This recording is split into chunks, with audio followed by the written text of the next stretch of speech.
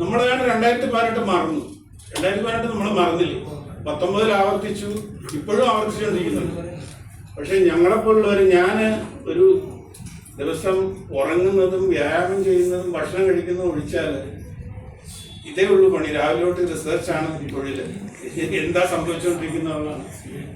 അങ്ങനെ ജീവിക്കുന്ന ഒരാളാണ്. കാരണം അതൊരു സ്വഭാവമായിപ്പോയി. രാവിലെ എഴുന്നേറ്റ് ആദ്യം ടാബ്ലറ്റ് എടുത്ത് വെച്ചിട്ട് ഈ പുതിയ കാര്യങ്ങൾ എന്തൊക്കെയാണ് സംഭവിക്കുന്നത് നോക്കുക. ഞാൻ വരുന്നത് 2 ആഴ്ച മുമ്പ് ഉദാഹരണത്തിന് മനസ്സിലാവോ, യൂറോപ്പില് സ്പെയിനിൽ 40 ഡിഗ്രി ചൂടായിരുന്നു, ആളുകൾ മരിക്കുകയാണ്. നമുക്ക് 40 ഡിഗ്രി പിടിച്ച് നിൽക്കാൻ പറ്റും, യൂറോപ്യൻസിന് പറ്റൂല. 40 ഡിഗ്രി അവർ മരിച്ചു വീഴും. സ്പെയിനിൽ 40 ഡിഗ്രി ആയിരുന്നു 2 ആഴ്ച മുമ്പ്. അങ്ങനെയുള്ള ഇത്തരത്തിലുള്ള ഈ ലോകം നശിപ്പിക്കാൻ മുൻകൈ എടുത്ത ഈ പാശ്ചാത്യര് അല്ലെങ്കിൽ അമേരിക്കക്കാര് തന്നെ ഇതിന്റെ അപകടക്കെണിയിൽ വീണിടക്കുകയാണ്. ശരി, അപ്പൊ അത്തരത്തിലുണ്ടാകുന്ന കാലാവസ്ഥാ വ്യതിയാനത്തിന്റെ ഒരുപക്ഷെ എന്റെ വരാൻ പോകുന്ന ഒരു പുസ്തകം ഇത്തരത്തിലുള്ള shape of things to come എന്ന് പറയുന്നത് പണ്ട് ജോർജ് ഓർവെൽ ഒരു പുസ്തകം എഴുതിയിട്ടുണ്ട് 1929. അദ്ദേഹം സയൻസ് ഫിക്ഷനാണ് എഴുതിയത്. പക്ഷെ ഈ വരാൻ പോകുന്നതിന്റെ അതൊന്നും ഇതിനകത്ത് പറഞ്ഞിട്ടില്ല. ഇതിൽ ഇതുവരെ സംഭവിച്ചതിന്റെ കാര്യങ്ങൾ ചരിത്രമാണ് കൂടുതൽ. അപ്പോൾ വരാൻ പോകുന്ന എന്താണെന്നുള്ള ഒരു ധാരണ ഒരു 90% മനുഷ്യർക്കും ഇന്ത്യയിലില്ല. ലോകത്തുണ്ട്. ലോകത്ത് നമ്മൾ പോകുമ്പോൾ ധാരാളം എസ്പെഷ്യലി ചെറിയ തലമുറയിലുള്ള കുട്ടികൾക്കൊക്കെ ഇതിനെക്കുറിച്ചുള്ള നല്ല ബോധമുണ്ട്. അപ്പോൾ അതിനെക്കുറിച്ച് അങ്ങനെയുള്ള ഒരു 3-4 പുസ്തകങ്ങൾ എൻ്റെ മനസ്സിൽ കിടക്കുന്നു, ഇംഗ്ലീഷിൽ എഴുതണം എന്നുള്ളത്.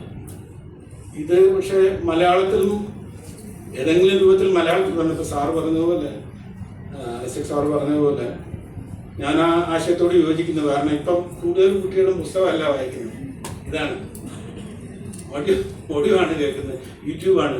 പക്ഷെ യൂട്യൂബിൽ ഞാൻ ഈ അറിയാൻ വേണ്ടി തുറന്നു നോക്കും. മലയാളം യൂട്യൂബൊക്കെ ഏതാണ്ട് 90% ചവറാണ്. എന്ന് വെച്ചാൽ രാവിലെ എഴുന്നേറ്റ് പിന്നെ മേക്കപ്പൊക്കെ ഇട്ടിട്ട് പ്രധാനമായിട്ടും രാഷ്ട്രീയക്കാരെ ചീത്ത വിളിക്കുക എന്നുള്ളത്. അതും വെറും 4ാംകട ഭാഷയിലാണ്. അത് സഹിക്കാൻ പറ്റില്ല ഈ ചീത്ത വിളി. പക്ഷേ എന്നിട്ട് അവരുടെയൊക്കെ വ്യൂവർഷിപ്പ് കാണുമ്പോൾ ഞാൻ അതിശയിക്കും, മലയാളികൾക്ക് എന്താ പറ്റിപ്പോയത്. മനസ്സിലായില്ല, 4 ലക്ഷം 5 ലക്ഷം ഒക്കെ ഈ വെളുപ്പിന് എഴുന്നേറ്റുന്നുള്ള പരിപാടിയാണ്. പരത്തൊരുക അത് 4-5 ലക്ഷം പേരെ കാണുകയാണ്. ഇതൊന്നും ഈ ലോകത്ത് ചിന്തിക്കാനില്ല. അപ്പൊ ഈ ലോകത്ത് ഒരുപക്ഷെ നമുക്ക് ഇത്തരം രീതികൾ, സാർ പറഞ്ഞ പോലുള്ള രീതികൾ കൂടെ സ്വീകരിക്കുന്നതിൽ തെറ്റില്ല എന്നുള്ളത് ഞാനത് സാജനുമായിട്ട് ഡിസ്കസ് ചെയ്യായിരുന്നു. നമുക്കിങ്ങനെ എന്തെങ്കിലും ചെയ്യാമോ എന്നുള്ളത്. കുഴപ്പമില്ല അതിന്. പക്ഷെ വെസ്റ്റേൺ യൂട്യൂബേഴ്സൊക്കെ നമ്മൾ നോക്കിയാൽ, ഞാൻ ഈയിടെ അഭിഷേക് ബാനർജി എന്ന് പറയുന്ന അഭിജിത് ബാനർജി നോബൽ പ്രൈസ് കിട്ടിയ എക്കോണമിസ്റ്റിന്റെ ഒരു ഇന്റർവ്യൂ ഉണ്ട്. അപ്പോൾ ഈ ആർട്ടിഫിഷ്യൽ ഇന്റലിജൻസിനെ കുറിച്ച് നല്ല ഒരു പയ്യനാണ് ഇന്റർവ്യൂ ചെയ്യുന്നത്. അവന് 2 കോടി സബ്സ്ക്രൈബറൊക്കെ ഉള്ള. അപ്പോൾ അവൻ ചോദിച്ചു, സാർ പ്രൊഡക്ടിവിറ്റി ഇമ്പ്രൂവ് ചെയ്യണ്ടേ, AI വന്നില്ലെങ്കിൽ പ്രൊഡക്ടിവിറ്റി ഇമ്പ്രൂവ് ചെയ്യില്ല എന്നൊക്കെ ഉള്ള തരത്തിൽ ചോദിക്കുകയാണ്.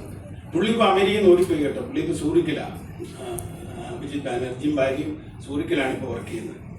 അപ്പോൾ ഞാൻ പുള്ളി പുസ്തകത്തിനകത്ത് അദ്ദേഹത്തിൻ്റെ ഇതൊക്കെ കോട്ട് ചെയ്തിട്ടുണ്ട്.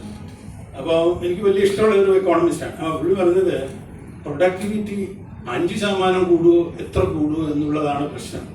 പ്രൊഡക്ടിവിറ്റി കൂടുന്നു എന്നുള്ളതല്ല. അപ്പോൾ അതുകൊണ്ട് നമ്മൾ എത്ര മനുഷ്യരെ നമ്മൾ ജോലിക്ക് പുറത്താക്കുന്നു എന്നുള്ളത്, ഇതാണ് പ്രശ്നം. അത്തരത്തിലുള്ള സമീപനങ്ങൾ ഈ ടെക് ടൈറ്റൻസ് എന്ന് പറയുന്ന 8 പേരുണ്ടല്ലോ. ഇലൺ മസ്കിൽ നിന്ന് ആരംഭിച്ച് ചിലന്മാരൊക്കെ പ്രാന്തന്മാരാണ്. സാമാൻ എന്ന് പറയുന്നത് തനി പ്രാന്തനാണ്. കള്ളേ പറയൂ, പറഞ്ഞാൽ കള്ളേ പറയൂ. ഒരു ചാപ്റ്റർ ഇതിനകത്ത് ആർട്ടിഫിഷ്യൽ ഇന്റലിജൻസിനെ കുറിച്ച് ഞാൻ 6 മാസം കൊണ്ട് എഴുതിയ അധ്യായമാണത്. ഈ പുതിയ ഡേറ്റാ സെന്റർ വരുന്നില്ല. ഇപ്പൊ നമ്മൾ ഇന്ത്യയിലും വരുന്നുണ്ട് ഡേറ്റാ സെന്റർ. ഞാൻ ഇതിനൊന്നും എതിർക്കാൻ പോകുന്ന ആളല്ല, ഞാൻ ആക്ടിവിസ്റ്റ് അല്ല.